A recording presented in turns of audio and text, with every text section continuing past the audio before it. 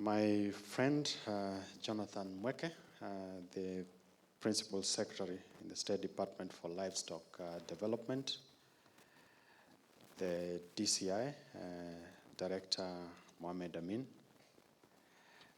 the Regional Director for Brook East Africa, a friend representing my PS colleague for Public Health and Professional Standards, colleagues from the ministries of Interior and National Administration, Ministry of Agriculture and Livestock Development, our friends from the county government here represented, the regional and county commissioners, the regional and county commanders, colleagues from Brook Africa, Crestwood, friends from the media, and stakeholders within the livestock sector. Good morning. Good morning once again. One is to say that I'm very delighted to see all of you this morning to discuss a very important subject, which is to focus on the enforcement of the rules and regulations within the livestock sector. And I remember a few weeks back, we had an interesting conversation with my brother Dr. from Brook. And he was able to share with us very interesting statistics. And his passion for the donkeys still remained the same as it was when we met then. And listening to him today again, sharing the numbers and the history of animals and particularly donkeys with regards to our level of development, not just as a country, but as a continent, and how central and important donkeys are in that process. And also demonstrating the danger that exists with these donkeys, that if we do not do something about them, they are going to be extinct in a matter of a few years to come. And having colleagues within that sector, particularly the veterinarians, who are not just interested in the donkeys alone, but also other livestock, we are then able to try and intermarry those relationships and see how best do we support our friends who are tasked with the responsibility of looking after us through good management of the various practices that exist within the agriculture and livestock domain. And out of that conversation, when we met several weeks back, then we realized that we needed to bring everybody on board, particularly agencies within government that are concerned with law enforcement. And from then, we did make communication to various officers across the counties, actually the 27 counties that he did mention. And today, looking at the representation, we have counties from the Rift Valley, Central, Nairobi, as well as Eastern, where the challenge is biggest. And this doesn't mean that the other counties that are not here are not faced with similar challenges. But then we have an opportunity to lead from the front by being able to support not just the government, but even those in the private sector in enforcing the rules that exist within the sector and also the regulations. And then we also have then an opportunity to look at where the gaps are. And I'm happy that my brother Mweke has mentioned plans to make amendments or to come up with other regulations within the food safety and Control Bill. And therefore, today we are here to begin an important exercise that underpins what we consider to be a challenge with national security, but also food safety and food security. Now, the nexus between these elements is essential for the well-being of our people and the stability of the nation. And recent evaluations by the ministry have highlighted increased risks emanating from the livestock sector. And within the Ministry of Interior, we are dealing with a lot of risks. There is the ongoing operations that we are dealing with in the North Rift, and it's primarily affecting the livestock sector. We have seen dangers of adulterated milk and meat, particularly in poultry and beef. And most recently, just about 2 months ago, we were having cases of contaminated or unsafe food products that led to diseases like anthrax. We even reported fatalities in Murang'a County as a result of this. Now, the informal food sector is similarly contributing to unregulated trade in animal products, allowing unknown meat and even wildlife products to enter our eateries. I'm sure you've seen cases of zebra carcasses captured or reported, basically meaning that when you go into a butchery to purchase meat, you're not very sure whether it's from the right source. Now, suspicion of consumption of donkey meat has raised concern about the origin of these animals, despite the government having banned the slaughter of donkeys in 2020 and rendering the designated abattoirs non-operational.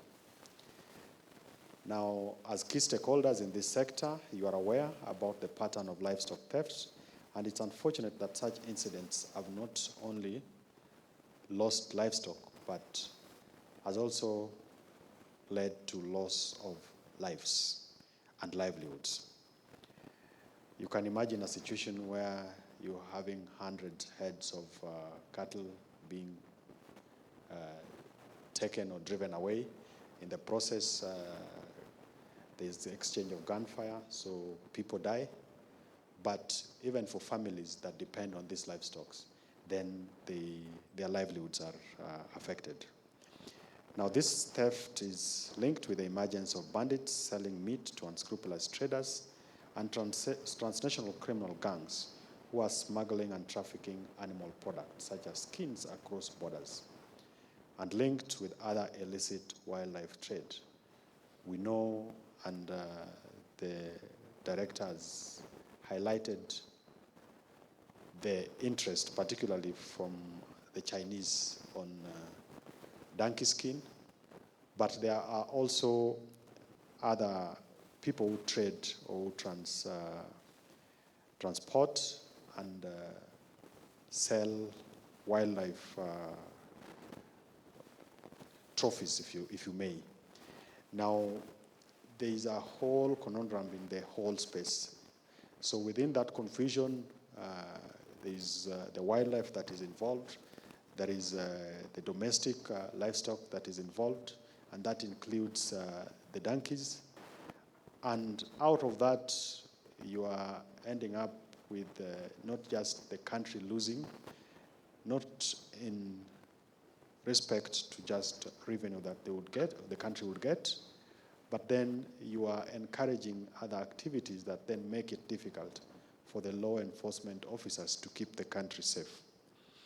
Now, the safety and security of our food supply is therefore critical so that we are able to protect public health and the overall food economy.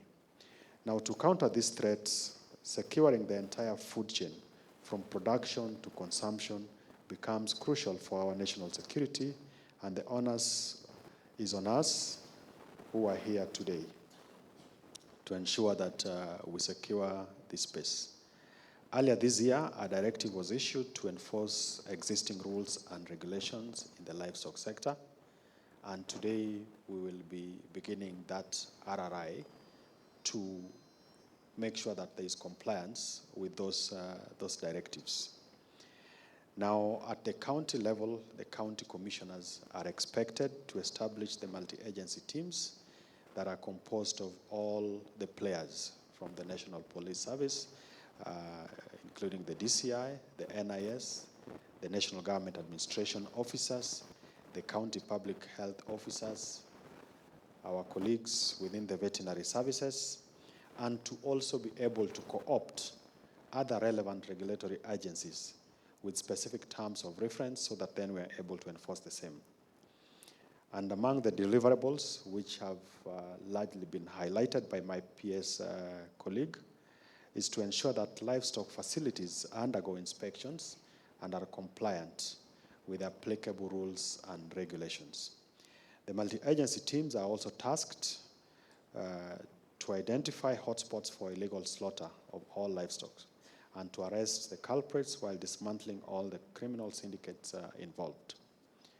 Colleagues, ladies and gentlemen, we aim to develop a robust and safe food system through a coordinated multi-agency regulation and pool resources for effective enforcement. I know there's always a conversation around where are the resources for us to be able to implement or do this. Within the various agencies, including our colleagues in the private sector, we have enough resources. All we need is to see how best we coordinate and share and leverage on the various competencies and the available resources so that then we make this dream a reality. Now, the regional and county commissioners are tasked with providing the essential leadership to spearhead this initiative, and we expect to receive regular reports detailing the progress of this exercise. I have full confidence in the dedication and professionalism of each of you, and I know everyone will play their role upholding the highest standards of integrity, and in addition to that, also upholding the whole of government approach. If you look at the distribution of all of us represented here today, we are basically taken care of everybody within the national and county governments.